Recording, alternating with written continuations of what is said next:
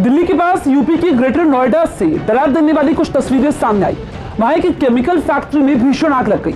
हालांकि वहां किस वजह से लगी ये पता नहीं चल पाया, लेकिन जब अचानक फैक्ट्री से ऊंची ऊंची लपटें उठती दिखीं, तब इलाके के लोग घबरा गए। वहां से बीच बीच में इस तरह आग की लपटें निकल रही थीं जैसे कोई ज्वालामुखी फट रहा हो। आग तो आग, धुआं ऐसा कि फैक्ट्री से काफी दूर मौजूद व्यक्ति की सांसें भी उसे देखकर अटकी रह जाएं। लगातार उस फैक्ट्री से काला धुआं उठता रहा, जो कि कुछ ही देर में इलाके के बड़े हिस्से में फैल गया। ऐसे में इस बात का डर सताने लगा कि इस आग पर अगर वक्त रहते काबू नहीं पाया गया तो आसपास मौजूद दूसरी इमारतें भी इसकी चपेट में आ सकती हैं। इस फैक्ट्री में थिनर बनाने के काम होता था, जिसके कारण आग काफी बड़ी हो गई। बताया गया कि वहां फायर ब्रिगेड की 15 गाड़ियों को बुलाना पड़ा, तब कहीं जाकर इस आग को बुझाया जा सका। इराक की राजधानी बगदाद से एक अनोखी तस्वीर सामने आई, जहां गैस सिलेंडर की डिलीवरी करने वाला एक आदमी चर्चा का विषय बन गया। ये शख्स पुराने अंदाज में इराकी गाने गाते हुए लोगों के घर तक सिलेंडर पहुंचाता है, जिसके लिए ये रोज सुबह अपने ई रिक्शे पर सिलेंडर लेकर निकल पड़ता है और सुरीली आवाज में गाना गाते हुए रिहायशी इलाकों में अपनी मौजूदगी दर्ज कराता है।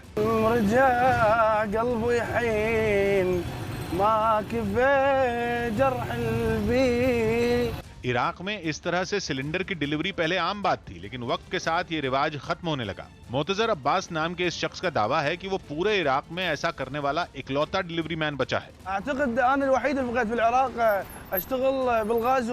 एक तरफ जहां नए जमाने के डिलीवरी मैन लाउड स्पीकर पर तेज आवाज में नए गाने बजाकर अपने काम पर निकलते हैं, वहीं पुराने रंग ढंग में मोतजर अपने गानों से पुराने दिनों की यादें ताजा कर देता है, जो लोगों को बेहद पसंद आ रहा है। ये काम उसने अपने पिता से सीखा, हालांकि वो अपने बच्चों को इससे दूर रखना चाहता है। यूपी के गोंडा से दिल दहला देने वाली तस्वीरें सामने आई। वहां जमीन विवाद पर दो पक्षों के बीच जमकर मारपीट हुई, जिसमें कुछ लोग घायल हो गए। इस घटना का वीडियो सोशल मीडिया पर वायरल हो गया, जिसमें दोनों पक्षों के लोग एक दूसरे से भिड़ते दिखाई दिए। इस मारपीट में बड़े बुजुर्गों के साथ कुछ महिलाएं भी नजर आई। इस बीच कई लोगों ने डंडों से भी वार किया। जिस जगह ये हंगामा हो रहा था वहीं दोनों पक्षों के अलावा कोई और मौजूद नहीं था। यही वजह रही कि कोई बीच बचाव नहीं कर सका और वो लोग एक दूसरे के साथ काफी देर तक मारपीट करते रहे।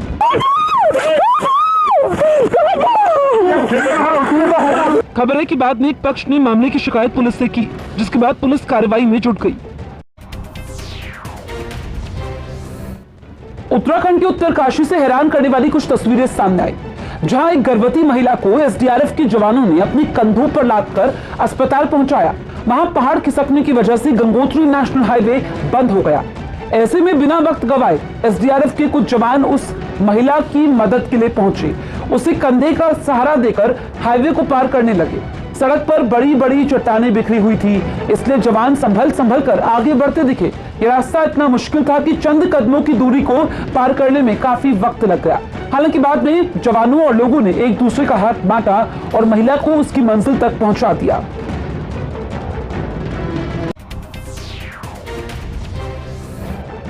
कोरोना की रफ्तार कम होने के बाद बिहार में भी लॉकडाउन को खत्म कर दिया गया। हालांकि शाम 7 बजे से सुबह 5 बजे तक नाइट कर्फ्यू जारी रहेगा। स्कूल, कॉलेज, कोचिंग सेंटर बंद रहेंगे। दुकानों के खुलने के समय में और छूट दी गई है। अब शाम 5 बजे तक दुकानें खुल पाएंगी। दुकानों को एक दिन के अंतराल पर खोलने की इजाजत दी गई है। कौन सी दुकान किस दिन खुलेगी, इसका फैसला इलाके के डीएम करेंगे। सरकारी और निजी दफ्तर 50% कर्मचारियों के साथ शाम 4 बजे तक खुल पाएंगे। हालांकि सरकारी दफ्तरों में आम लोगों के जाने पर पाबंदी होगी। सार्वजनिक गाड़ियों में 50% यात्री ही सफर कर पाएंगे। इसके साथ ही शादी समारोह में 20 लोगों को शामिल होने की इजाजत होगी।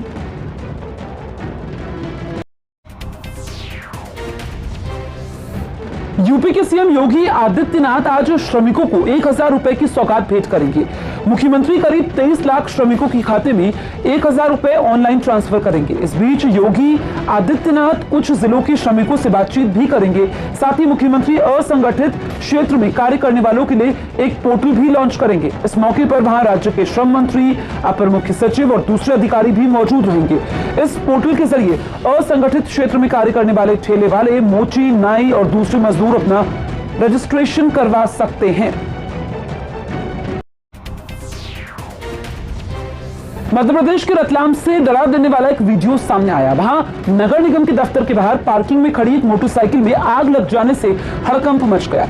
आरोपी के कुछ बदमाशों ने जानबूझकर इस घटना को अंजाम दिया, जिसकी वजह से नगर निगम में अफरा तफरी मच गई। पार्किंग में खड़ी मोटरसाइकिल को आग की लपटों में गिरा देखकर पहले तो लोगों ने उसे खुद ही बुझाने की कोशिश की।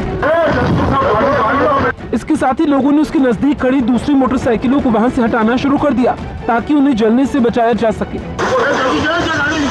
इस बीच फायर ब्रिगेड की गाड़ी भी वहां पहुंच गई और फिर उस जलती मोटरसाइकिल पर पानी की बौछार की गई। थोड़ी ही देर में उसमें लगी आग को बुझा दिया गया।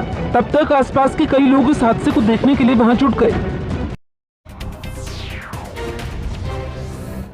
यूपी के गोंडा में भीषण आग में जलकर 2 घर राख हो गए। इस हादसे की वजह का पता तो नहीं चल पाया, लेकिन देखते ही देखते आग की लपटों ने पूरे इलाके में अफरा तफरी मचा दी। हादसे के तुरंत बाद आसपास के लोगों ने खुद ही उसे बुझाने की पूरी कोशिश की, लेकिन उनकी मेहनत बेकार गई। जब तक दमकल की गाड़ी वहां पहुंचती तब तक दोनों मकान पूरी तरह जलकर राख हो चुके थे। गनीमत यह रही कि आग लगते ही उन घरों में रहने वाले लोग बाहर निकल आए, जिससे बड़ा हादसा टल गया। लेकिन इस हादसे में वो लोग अपना सामान नहीं बचा पाए।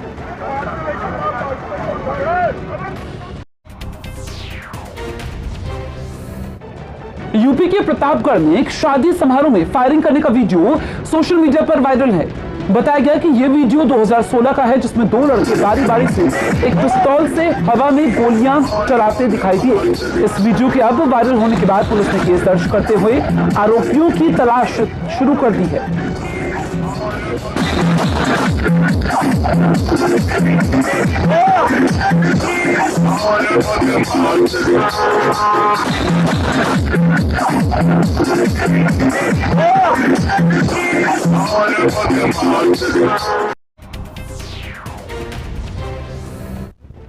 फिलिस्तीन की गाजा में एक चरमपंथी संगठन से जुड़े लोगों ने हथियारों के साथ मार्च निकालकर अपनी ताकत की नुमाइश की।